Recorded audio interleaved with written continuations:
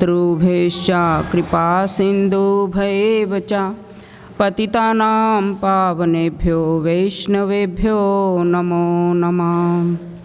ॐ वृन्दाय तुलसीदेव्यै प्रियाय केशवस्य च कृष्णभक्तिप्रदे देवी सत्यवत्यै नमो नमः। पंचतत्वात्मकं कृष्णं भक्तरूपस्वरूपकं भक्तावतारं भक्ताख्यं नमामि भक्तशक्तिकं। श्रीकृष्ण चैतन्य प्रभु नित्यानंदा श्रीलाद्वैत गदाधर शिवासदि गौर भक्तवृंदा।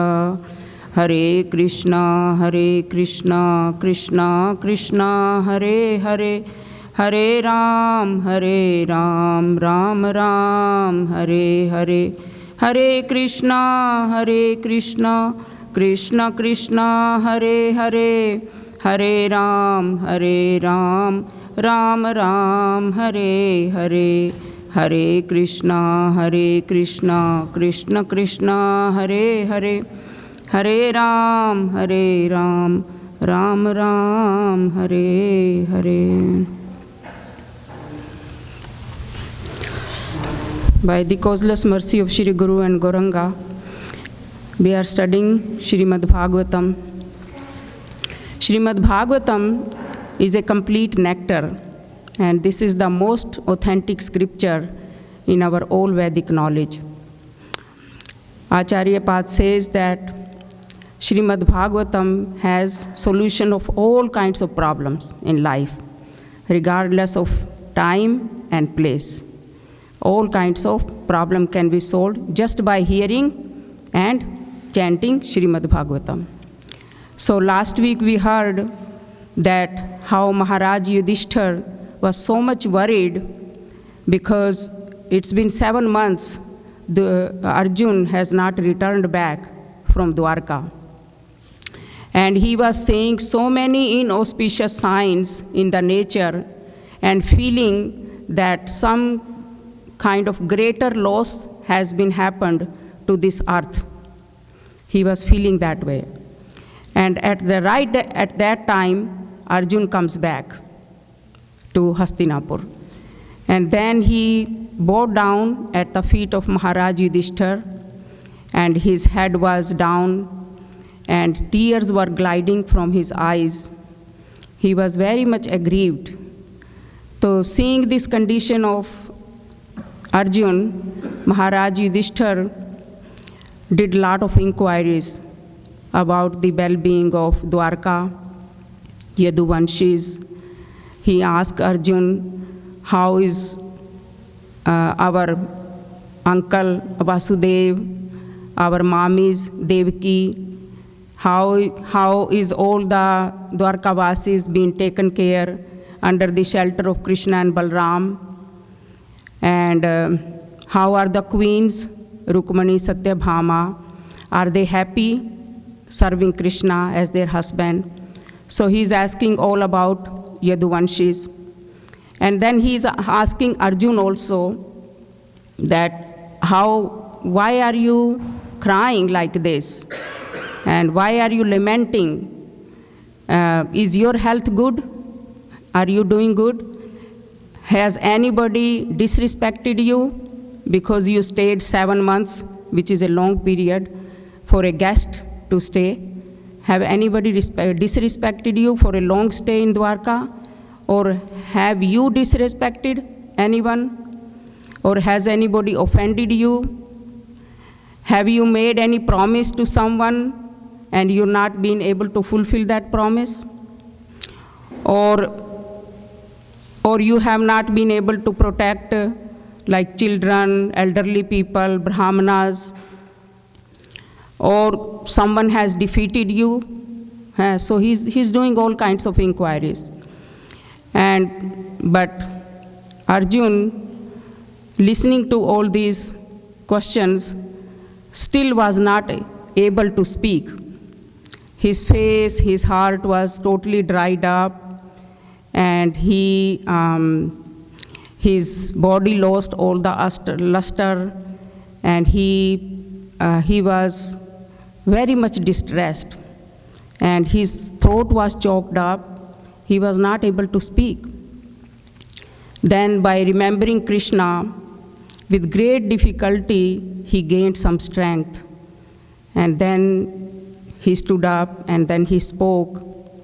He said, "O King, O Maharaj Yudhishthir, the Supreme Personality of Godhead, Shri Hari, who accepted me as his best intimate friend, he has left me. And because he has left us, all my powers, all my qualities are also gone away." So that's how Arjuna is feeling. Being a pure devotee and a very intimate friend of Krishna, he is telling us that he is giving all the credit of everything that he has to the Lord. And this is the mood of a devotee. And because devotee always thinks that whatever good qualities, prosperity, benedictions that a devotee has, it is due to the mercy of the Lord. Devotee always thinks that everything I have is given by the Lord. I am a very insignificant soul, fallen soul. Everything good, whatever good is happening in my life, it is because of the mercy of the Lord. And since it is given by the Lord, I should utilize for the service of the Lord. That's why there is no chance of being proud. So Arjuna is saying that, I have lost that person. Arjuna is saying to Maharaj Yudhishthir, I have lost that person who, without him, even for a moment, this world is completely useless. That's how Arjuna is feeling. He's feeling like this world without Krishna is completely void, just like a body without a life. Like, in our body, we are so much attached to our body and our bodily relations, and that is only because the soul and super soul are in our heart. Once the soul, super soul goes out, then body is totally useless. There is no use. So Arjuna is feeling like this, that without Krishna, this world is completely null, unfavorable. There is nothing good in it. So then Arjuna is remembering Krishna, all the love and affection, all the pastimes, all his mercy, all the activities that they did. Arjuna is remembering them. And one by one, he is telling to Maharaj Yudhishthir. So then he is saying, only because of the mercy of Maharaj Krishna, I was able to conquer Draupadi, the hand of Draupadi. Draupadi was a very beautiful, qualified girl of King Drupad. And many great princes, they wanted to marry her.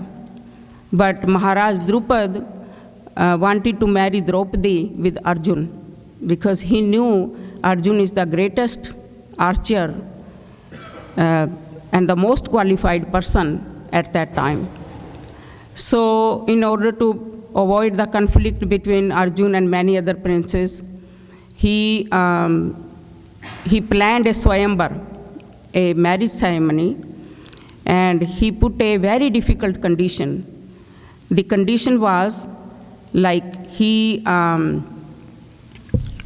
under the ceiling there was a fish hanging with the wheel, and the wheel was moving very, very fast, and the shadow of the fish was falling in the trembling water in a big pot, and water was shaking.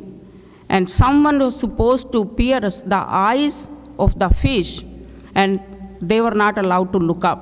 Just by seeing the shadow in a trembling water, someone and moving very fast, so someone who can shoot the eye of the fish, only that person can win, marry Draupadi. So this condition was very, very difficult. Many great Kshatriyas came in this competition, like Jayadratha, Karan. Karan was very good archer.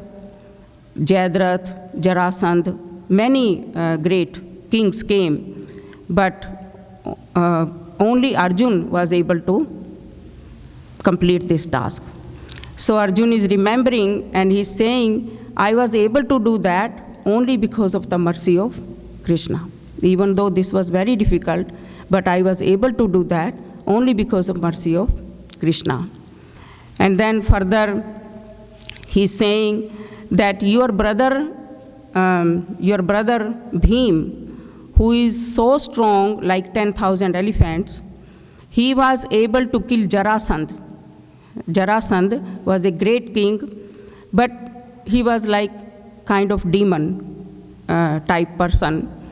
And he, the way he was born, it's very interesting. Prabhupada is explaining, this king has two queens, but there was no son. So he goes to a sage and asks for the boon to have a son. So the sage, and he renders some service to the sage. And then sage gives him a fruit. He said, go give this fruit to your queen and you will get a child. So he had two queens, so he gave half and half fruit to each of the queen. And when the child was born, child was also born half and half to each queen, half child, half child. So they were scared that something inauspicious, the king was scared and the queens were scared that this is very inauspicious. So they threw this child in the forest, and then there was a witch, demon type lady. She picked him up and to eat this child. And when she picked up the both parts, as soon as she picked up, they both got joined and became a real normal child. So then she knew about this king and she felt very, pity, kind of mercy that I should give this back child to the king. So she goes to the king and give this child to the king. And child was very happy, and he said, I want to give you a boon that you bring my child in a normal form. He was very happy. And then he said, I want to give you something. What do you want? She said, I don't want anything, but if you can name this child after my name, because her name was Jara. That lady's name was Jara. So she said, if you can name this child after my name, I will be very happy. So in this way, this child was named as Jarasandh. So this Jarasandh was very, very powerful, and but very, demon. So then, all the Pandavas, but he used to serve Brahmanas. That was one of the quality. He used to serve Brahmins very happily. So when Pandavas were in exile, on their 13th year of exile, they had to disguise in such a way that no one could recognize them. That was the condition of the exile. So so they go to this king's palace as a Brahman. And because Krishna wanted to kill Jarasandh, he was torturing so many kings, and he captured so many kings and their wives, and he was torturing them very, very well. So Krishna wanted to kill Jarasandh, but then Krishna told Bhim, he was in Brahman Vesh, he said, you go fight with Jarasandh, because Jarasandh, thinking them they are Brahmins, he served them very nicely. And then when Brahmanas were pleased, they said, in Dakshina, we want to fight with you. We want to have a fight with you. So Jarasandh said, no problem, I will fight with you. So then this fight was arranged between Bhim and Jarasandh. So Bhim tried to kill Jarasandh many ways, but Jarasandh was not being killed. So then Krishna told Jarasandh the secret that you have to, the way he was born in half and half, you have to tear him half and half, and then only he will be killed.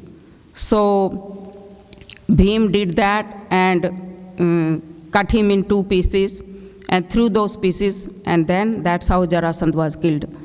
So Arjuna is saying to Maharaj Yudhishthira that it was not easy to kill Jarasandh with any power, but because of your mercy, because of your power, we were able to, your Bhim was able to kill him.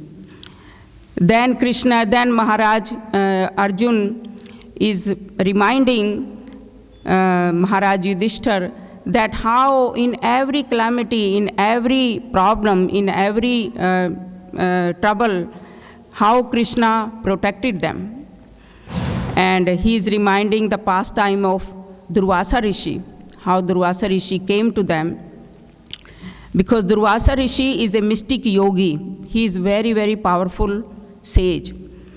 And these mystic yogis are in such a way that, if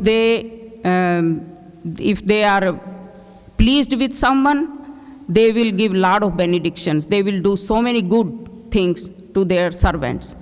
But if they are annoyed, if they are angry, then they can curse them and they can create big problem. They can destroy them. So Duryodhan knew about Durvasa Rishi, and Durvasa Rishi comes to Duryodhan, and Duryodhan, takes care of them and pleases them. And then Durvasa Rishi becomes very happy with Duryodhan. And since Duryodhan was very, very jealous of Pandavas, he wanted to destroy them completely. So he played a trick. He told Durvasa Rishi, "Oh Rishi, you have blessed me so much, so please go to my cousins also and bless them also." So, but internally, he was planning a trick. He was planning to destroy Pandavas. So he sends Durvasa Rishi, and Durvasa Rishi always travel like with 10,000 of disciples. Wherever he goes, he travels with 10,000 of disciples. So he says, you go to my cousins and, accept their service and bless them. So, and he sends them at such a time, like afternoon, when everybody has taken their lunch, everybody has taken their meal. So he sends around at that time so that they knew they are in forest and they will not be able to feed Durvasa Rishi with 10,000 disciples, and Durvasa Rishi will be angry and he will curse them. So that was his plan internally. So Durvasa Rishi goes there around that time, and he, Maharaj Yudhishthira, respects him so much, gives him so much honor, and he says, Mahamuni, what can I do for you? What service I can do for you? And Durvasa Rishi says, we are very hungry. Please arrange some prasad for us. We are going to take bath in the river, and when we come back, please arrange some prasad for us. So Maharaj Yudhishthira said, yes, we will do that. But he was so much worried how we can feed so many people. And because they all have eaten already, and this Draupadi has this magical pot. It's called Akshaya pot, magical pot. And in the condition of that pot is that she could feed unlimitedly from this pot as long as she has not eaten yet. But once she eats and washes it and put it upside down, then no food will come out of it until the next time. So Draupadi has eaten and she cleaned the pot and put it upside down. And so they were so much worried that if we don't feed Durvasa Rishi, he will definitely curse us. And there will be a big chaos here. So they were all, they were very much worried, and then they prayed to Draupadi because they knew Draupadi is very dear to Krishna. Krishna always used to call her dear Sakhi. So, and Draupadi is very affectionate and great devotee of Krishna. So something Draupadi can do. So all the Pandavas were saying Draupadi, and Draupadi also said, Maharaj, what can I do now? I have cleaned the pot, I have eaten, I have cleaned the pot and put it upside down, and then no food will come out of it now. So then she started crying and calling Krishna with great love and affection. She was calling Krishna, "Oh Keshav, please come and help. You are the only savior, please come." So as soon as she called Draupadi, just like she called him when she was being insulted by Dushasan, she called, "Oh Govind, please come and help me." And Krishna came and saved her. So same way she called Krishna, and Krishna is in Dwarka, and as he heard that Draupadi is calling me, he appeared right there. Right there he appeared. And this is the beauty of the Lord, that Bhagwan is everywhere. He is everywhere. And in one moment, Bhagwan can manifest everywhere, anywhere. Just like Prahlad Maharaj, when Hiranyakashipu asked, "Where is your Bhagwan?" Then Prahlad Maharaj said, "My Lord is everywhere. He is here, there, up, down, everywhere, in you, in me, in everybody." And then Hiranyakashipu said, there was a pillar, Hiranyakashipu gave a blow to that pillar, and from the pillar, Narsingh Bhagwan appeared.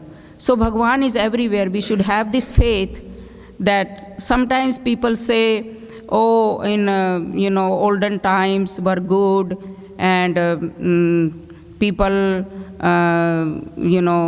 now bad time has come. Where is Bhagwan? No one has seen him." But there are so many, countless examples in our scriptures where Bhagwan himself has appeared in front of the devotees. He has eaten from the hand of the devotees. He has talked to them. The story of Sakshi Gopal and the story of Radharaman, so many examples when Bhagwan has actually done so many pastimes directly with the devotees.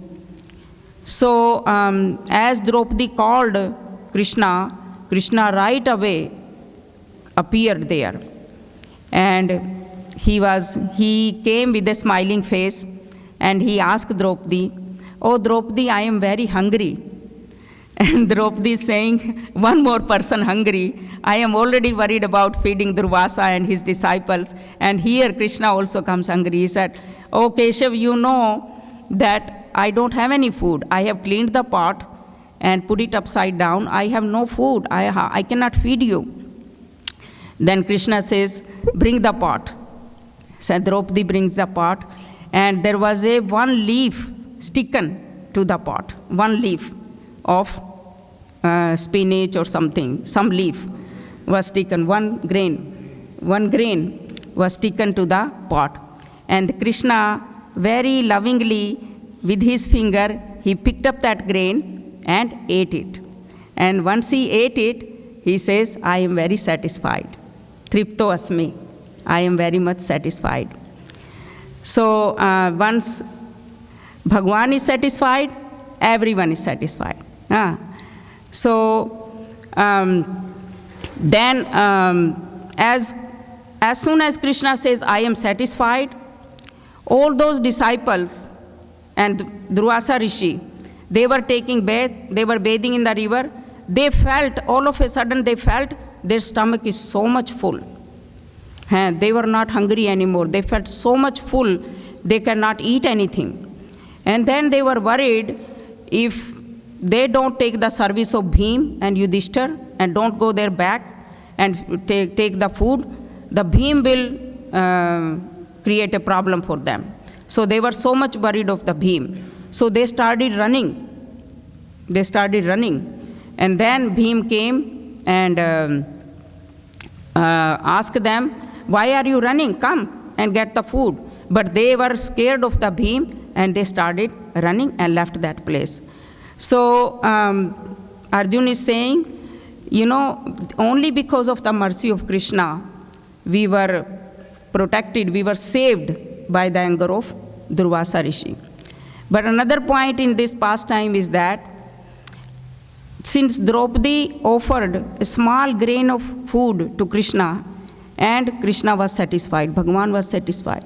So the instruction here is that we should always offer the food to Krishna. We should whatever we cook is just, just a small plate, put everything, put a leaf of tulsi, and just, pray to Lord, oh please, Guru and Krishna, please accept this food. And then this becomes a prasad. So once we offer, this becomes a prasad. And prasad is form of Krishna. Prasad भगवान का स्वरूप होता है महाप्रसादे गोविंदे ब्रह्म नामनि वैष्णवे. All these four things, Mahaprasad, Govind का नाम, and Vaishnav, these all four are same. There is no difference.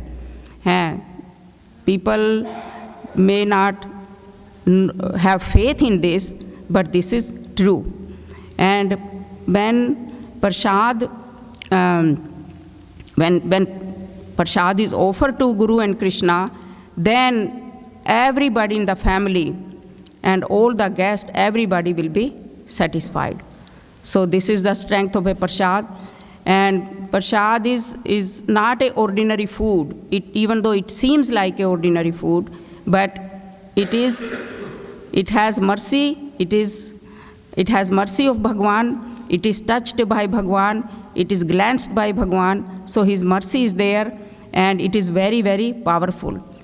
So Prabhupada ji used to say prasad is a secret weapon. Just, if you feed prasad to someone, you are doing actually real service to Bhagwan. So Arjuna is remembering that only because of the mercy of Krishna, we were able to, we were saved, we were protected by the anger of Durvasa Rishi. So he is remembering, and then he is saying that, in the battle of Mahabharata, Jai Jai Shri Radhe. She said in the battle of Kurukshetra, the Kauravas army was very, very big, very, very expert, and such a huge, nice arrangement was there that it was not easy to defeat them.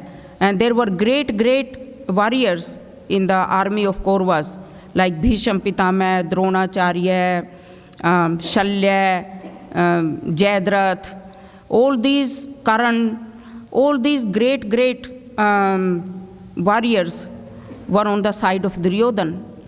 And even every one of them was fully capable of killing everyone, killing the whole Pandavas army, every one of them, so powerful. But Krishna was the Sarathi, chariot driver of Arjuna. And because he was sitting at front, so no one was able to hurt Arjun. No one was able. No one was able to even to see, they shoot so many weapons to attack Arjun, but nothing was able even to touch him. What to speak of hurting him? No weapon was able to touch him. And many times it happened they could easily attack Arjun. One time when he was fighting with Jayadratha, his horses became very tired because it was a long fight. Horses became very tired and they were very thirsty. So Arjun had to get down from his chariot for them to drink some water. And at that time, it was very easy for the Kaurava side to attack Arjun and kill him. But because of the mercy of Krishna, because of the protection of Krishna, they became totally like उनकी बुद्धि ही मारी गई. They were not able to do, they did not even think about it, that Arjun is in this condition, we can easily finish him. No, they did not even think about it. And Arjun was completely protected. So Arjun is remembering that we were able to win this battle, this Mahabharat, this Mahayuddha, only because Krishna was on our side. And before the battle, Krishna,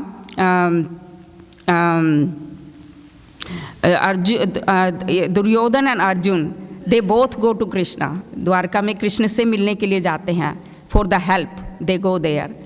And Duryodhan is sitting on the head side and Arjun sitting on the feet side. Krishna was sleeping. So actually Duryodhan comes first. So because he was puffed up with ego, he was, he was not a devotee. So he sat on the head side of Krishna. And Arjun, being a devotee, being humble, he sat on the feet side of Krishna. So when Krishna woke up, and when you woke up, you always see on your front. You don't see back, who is sitting at the back. So he saw Arjun, he was very happy. He said, Arjun, what do you want? Oh, Arjun, you are here. What do you want? And then all of a sudden Duryodhan says, I came first. You have to give me something first. So Krishna says, oh, you are here too? Then what do you want? Then he said, look, Kurukshetra, the battle is going to be, battle is already fixed and we need your help. So Krishna says, look, I have two things. I have on one side, I have my big army, and another side, I am alone. And I will not fight. I will not fight. But you can take either my army or you can take either me. So Arjun thought, wow, what would I do with Krishna? He's not even going to fight. Duryodhan thinks, what would I do with Krishna? He's not even going to fight. Why should I take? Better I take his army. So, and Arjun wanted that actually. So Duryodhan, though Krishna says, no problem. And then Arjun actually wanted Krishna. He didn't want army. So then Krishna is telling Arjuna that, why didn't you take my army? And then Arjun says, oh Keshav, wherever you are, there is always a victory. I want you alone. I am already victorious by having you. And even in the Bhagavad Gita, at the end of Bhagavad Gita, Krishna says that wherever there is a Krishna, wherever there is Bhagwan, and wherever there is Arjun, there is always a victory. Victory, Vibhuti and Achal Niti. विजय विभूति और अचल नीति वहीं पर है जहाँ भगवान हैं और उनके भक्त हैं Arjun is a pure devotee of Krishna. जहाँ भगवान और उनके भक्त हैं, everything is auspicious there, everything is victorious there. So Arjun is saying, we were able to win this battle, this great fight, only because Krishna was with us. And so in this way he is remembering so many pastimes, And then then they, when Pandavas lost everything in the gambling, they were exiled for 13 years. And when they came back, they asked Duryodhana, just 5 villages. He said, just give us 5 villages and we will be satisfied. You can have the whole kingdom, just give us 5 villages. But Duryodhana said, no, I will not give you anything. And then he gave them a forest, जंगल, उनको जंगल बोले तुम वहाँ जंगल में जाके रहो, खांडवप्रस्थ जंगल. तो उन जंगल में there was no land, nothing. So then Arjun defeated all the demigods, and he called fire god to set up the fire and burn the forest so that the land can be created and they can build the houses.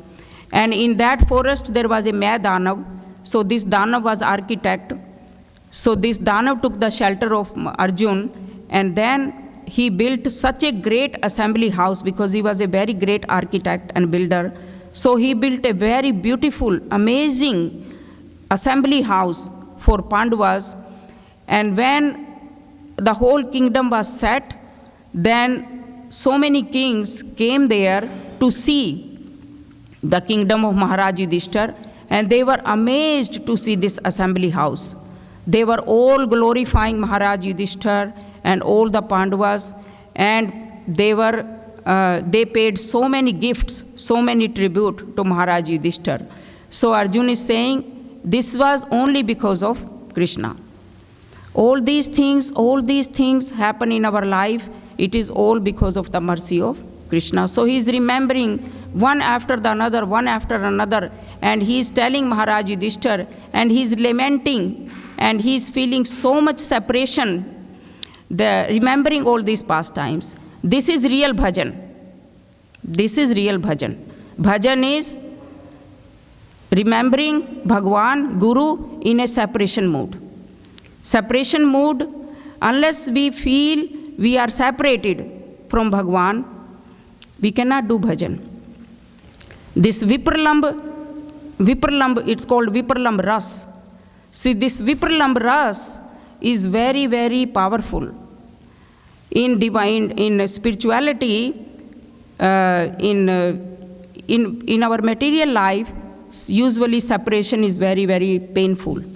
If someone leaves, we feel pain, we feel hurt, we cry. But in spirituality, the separation is a ras. What ras? Ras means something that you relish. That is ras. Mellow, something that you relish. Because in spirituality, in separation, externally it's separation, but internally you are meeting. Internally you are meeting with Bhagwan because you are remembering him. And when you are remembering, you are meeting internally from the heart. And that internal meeting is thousands of times more pleasing than meeting externally. So this doing bhajan in this separation mood, in this Vipralamb Ras, is very, very powerful and very, very favorable to a devotee. And actually that is a real bhajan. See, Mahaprabhuji in Shikshashtaka is saying, Yugaitam nimeshena, chakshusa pravrishaitam, shunyaitam jagat sarven govind virhen.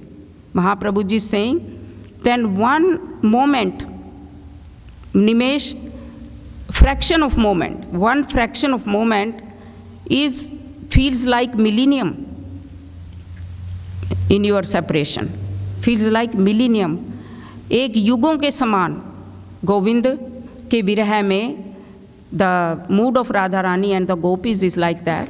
When Krishna left from Vrindavan to Dwarka, gopis are lamenting and crying and saying one fraction of your moment of your separation feels like a millennium.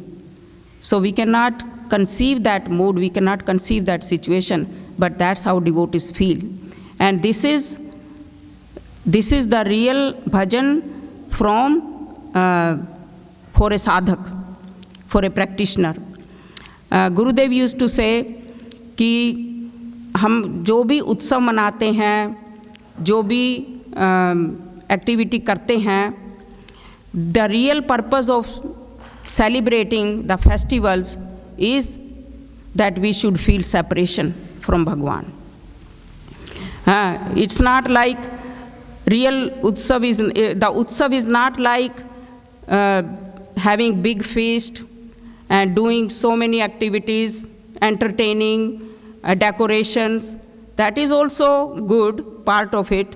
But internally, we should feel separation from Krishna.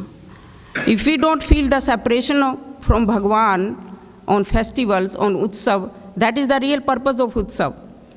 I remember one time I was in Mathura on Janmashtami time, and Gurudev said he invites so many people, singers and all that.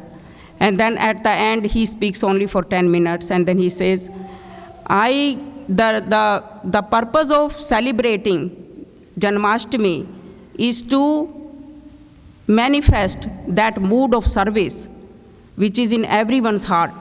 Everyone is part and parcel of Krishna. Everyone is eternal servant of Krishna. Jivare swarup hoy Krishner nityadas.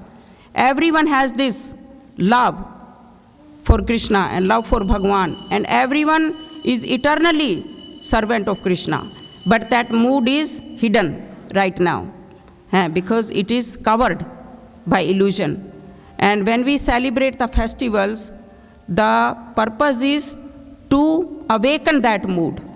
वो सेवा की वृत्ति को जगाना है जो हमारे अंदर है, जो हर जीवात्मा के अंदर भगवान की प्रेम, भक्ति, सेवा की वृत्ति है, उसको ही जगाने का उद्देश्य है. And this is the actual purpose of building a mandir.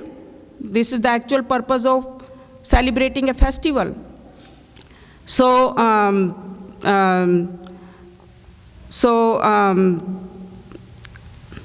where was I? So, Arjun is remembering and feeling so much separation from Krishna and lamenting and very much in distress. And then by hearing all this, he since you know one of the 9 limbs of bhakti is Shravanam, Kirtanam, Smaranam. First hear, then what you hear, do the kirtan, and by remembering. So Arjun is remembering all these pastimes, and he is chanting to Maharaj Yudhishthir. सब महाराज युधिष्ठिर को सब उनके लीलाएं बता रहे हैं. So by doing all this, his bhakti became very, very strong, and he gained so much strength, and all his all the contamination, all the attachments were gone from his heart. His heart became totally pure. And Maharaj, by hearing all this, Maharaj Yudhishthir also totally became detached, and he decided to leave. So being such a great king, having so much kingdom and palaces and all that, he completely, उनके हृदय से पूर्ण रूप से विरक्ति हो गई सब चीज़ों को. जैसे ही उन्होंने सुना कि भगवान कृष्ण चले गए हैं और भगवान कृष्ण की ये सब इतनी मधुर लीलाएं सुन के उनका हृदय एकदम शुद्ध हो गया, और उन्होंने वो बोले कि अब हमारा यहाँ रहने का कोई उद्देश्य नहीं है, क्योंकि भगवान जब चले गए हैं तो हमारा यहाँ रहने का कोई उद्देश्य नहीं है. तो he gave up all the attachments, and with the power of his devotion, he completely transformed himself into spiritual body, and he decided to leave. And he did not even look back. He just left, started living alone to the north side, to his north side. तो उत्तर दिशा की तरफ वो जाने लगे, जहाँ से वापस गीता में भगवान कहते हैं उत्तरायण दिशा की तरफ वो जाने लगे, और did not even look back. Finish? So, and then by seeing him, all his brothers, there is a very beautiful description, we don't have much time, and all his brothers also followed him. And then Kunti Devi also, when she heard Krishna is left this world, Kunti Devi also gave up his life, and Draupadi, Vidur also, because they were all eternal associates of Krishna. And so once Krishna's, they come with Krishna and go with Krishna. भगवान के साथ उनके परिकर आते हैं और भगवान के साथ ही वो चले जाते हैं. तो फिर उस समय फिर Draupadi also seeing their husbands are leaving, she also left with them, and in this way they all left, and they all attained spiritual abode, Golok Vrindavan, Krishna's abode. So I just want to read last verse, which is very, very good, very inspiring.